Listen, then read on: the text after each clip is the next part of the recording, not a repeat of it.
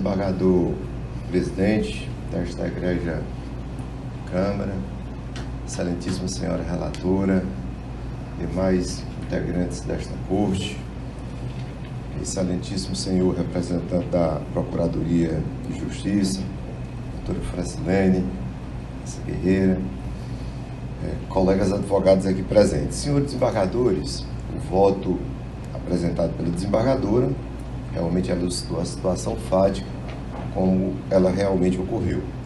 Trata-se de uma colisão envolvendo um ônibus de propriedade da Terra Luz e um caminhão caçamba de ano 1982, quer dizer, já bastante usado, digamos assim, no cruzamento entre a Avenida João Pessoa e a Rua Álvares Fernandes. No caminhão, o ônibus iam trafegando várias pessoas e no caminhão ia transportando um ajudante e, no caso, a inditosa vítima, que era o motorista, que veio a falecer. Bem, em decorrência desses fatos, houve o ajuizamento da ação, pleiteando essa quantia de R$ 694 mil a título de danos materiais, na forma de pensão, e, no caso, danos morais a ser fixado pelo juízo, além de custas e honorários advocatícios. O juiz, no curso da instrução, senhor desembargador, foi carreado o laudo pericial elaborado pelo Instituto de Criminalística. Mas toda colisão que envolve sinal, o laudo é inconclusivo. E vem aquela dificuldade de se identificar qual a testemunha que conseguiu melhor demonstrar a situação eventualmente, como possivelmente tenha ocorrido, como foi no caso. A empresa procedeu à juntada de uma mídia digital, seria um DVD, tanto é que existe um pedido de chamamento do feito à ordem para que o processo volte à origem, para que essa mídia seja carreada aos autos, aonde essa pessoa que ia como ajudante, ele no momento do acidente, ele prestou um depoimento, digamos assim, uma entrevista ao programa Barra Pesada, e ele diz taxativamente, doutor Teodoro, nessa mídia digital, que ele não teria visto se o sinal estava aberto ou fechado, porque foi exatamente no momento que ele se baixou para tentar pegar alguma coisa que estava no porta-luva do veículo. Lamentavelmente, a parte adversa foi intimada a se manifestar sobre essa mídia digital, consta uma certidão que essa mídia foi entregue à parte contrária e não consta a sua devolução.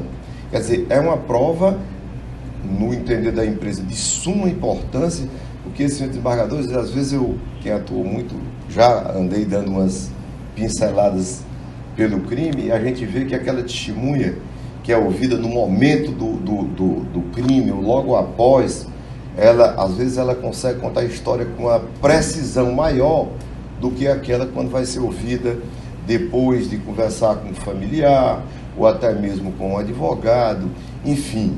Então, essa mídia digital, infelizmente, não está constante no processo.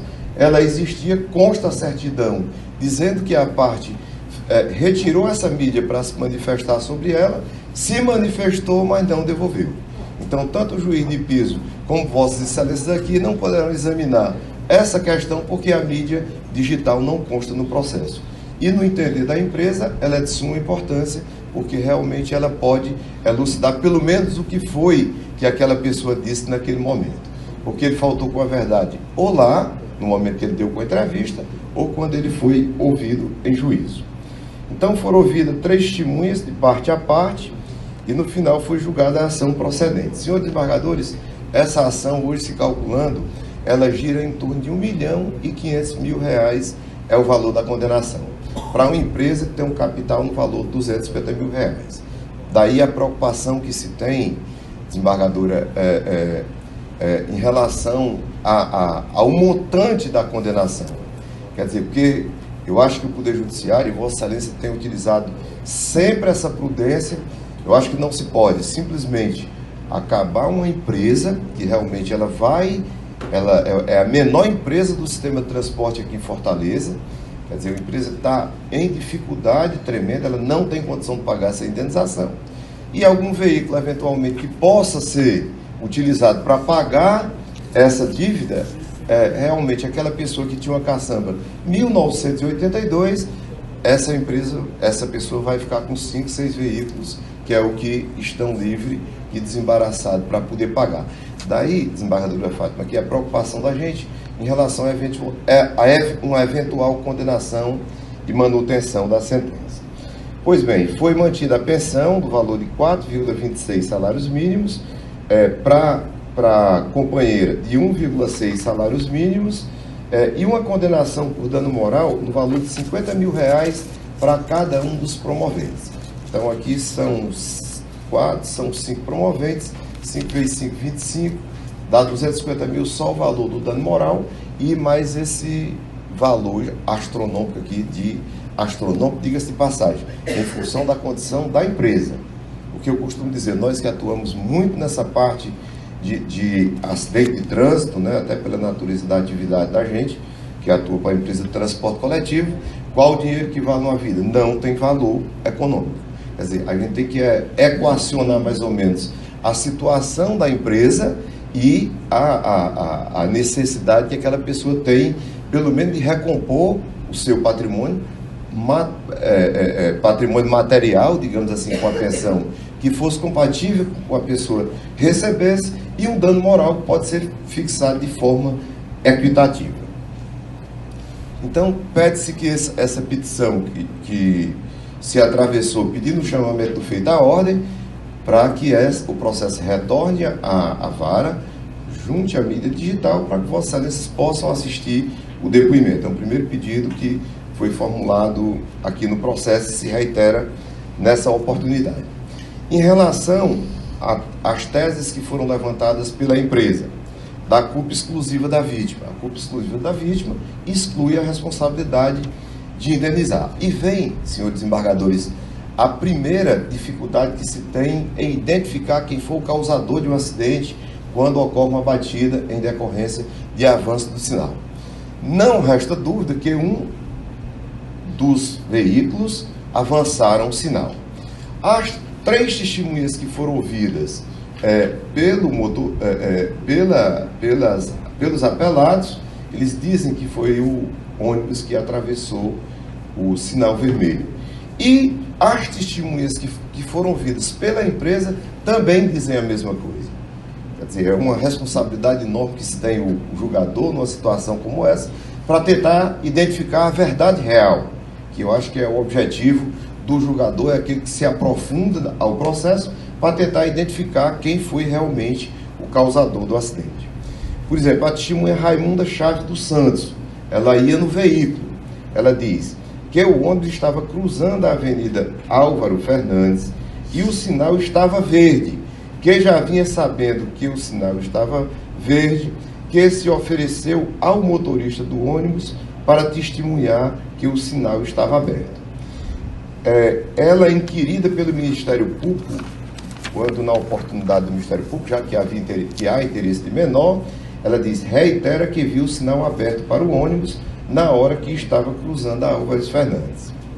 A testemunha Raimunda Chaves dos Santos, ela diz que no dia do fato, por volta das 6h40, viajava no ônibus, se envolveu no acidente, que o ônibus parou em uma parada antes do sinal onde ocorreu o acidente, que a depoente ia descer na próxima parada, se levantou e deu o sinal para parar, que viu que o sinal estava verde para o ônibus, que quando o ônibus parou para uma pessoa descer antes do cruzamento, o sinal estava verde, que a depoente levantou-se e deu o sinal e caminhou para a próxima porta para descer, que da parada onde a depoente se levantou para a esquina do acidente não dá um quarteirão.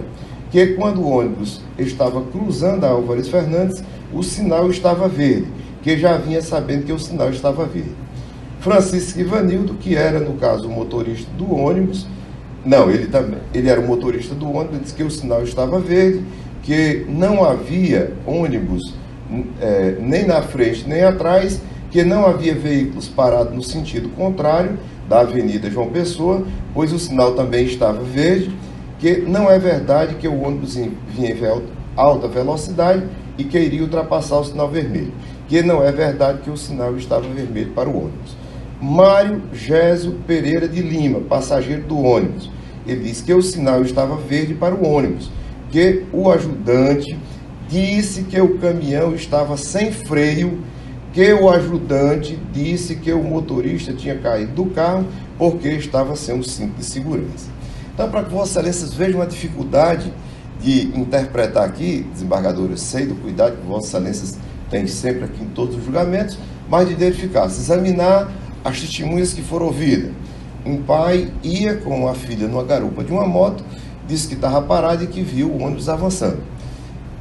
O ajudante, que talvez fosse a testemunha mais precisa que pudesse existir, lá ele disse que o sinal estava verde. Mas nessa mídia digital, que foi colhida pelo programa, na hora do fato, ele disse que o sinal, que ele não pôde perceber se estava vermelho ou não, e ele ainda fez esse comentário para essa outra testemunha.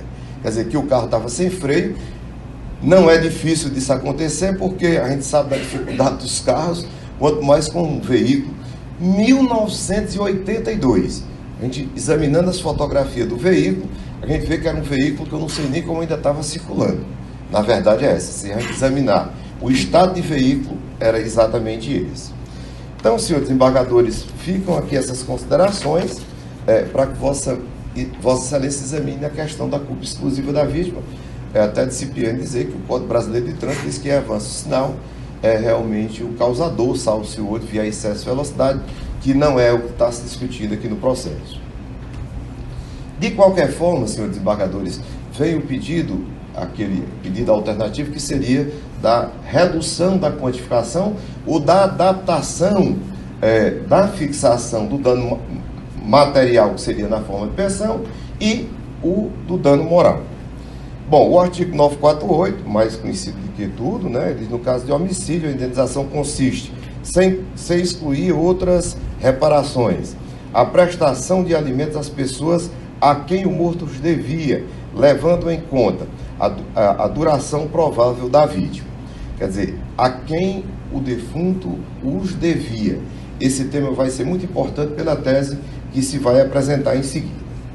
Então, a pensão alimentícia diz que, bom, o artigo 944, a indenização mede pela extensão do dano. O dano foi extenso? Foi. Faleceu uma pessoa, não se pode discutir aqui que o dano não foi extenso. Foi. A gravidade da culpa.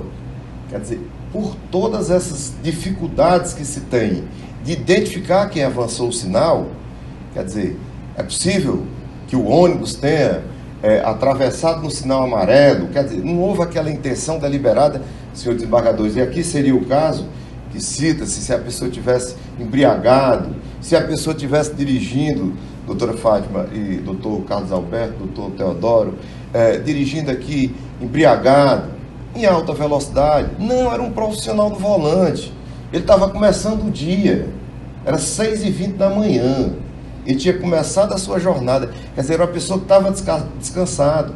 Sabe-se que no trânsito, às vezes, é um piscar de olho que acontece no caso de um acidente. Talvez qual de nós aqui que nunca se envolveu num acidente?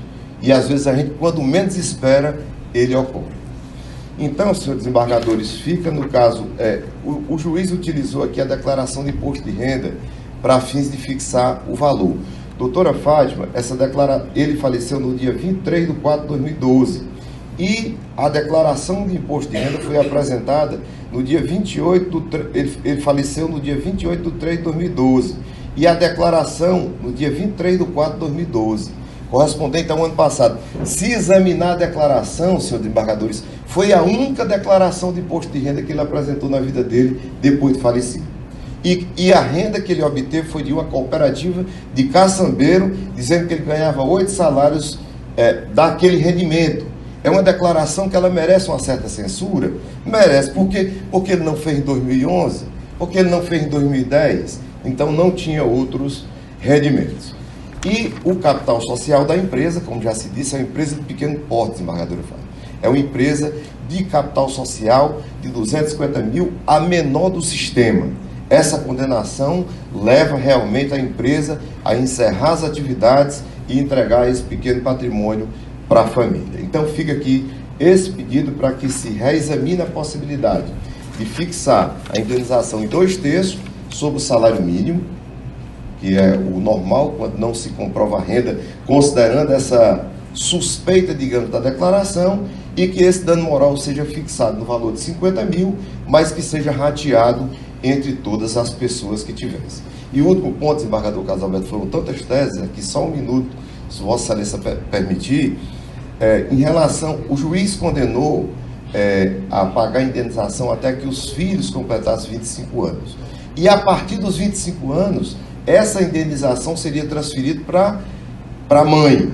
Quer dizer, se ali o dispositivo está dizendo que a indenização seria para quem o defunto os devia, quer dizer, ele devia para os filhos, devia para a mulher na proporção de cada um, mas não se transferia essa pensão, daí porque se pede a extinção da pensão quando os filhos completarem 25 anos de idade e não ocorrer essa transferência para a inditosa vida. Muito obrigado aí pela tolerância aqui desse tempo, agradeço demais, desejo aqui a todos um Feliz Natal, um ano novo cheio de sucesso, que cada um aqui continue nessa alegria, tratando os advogados tão bem,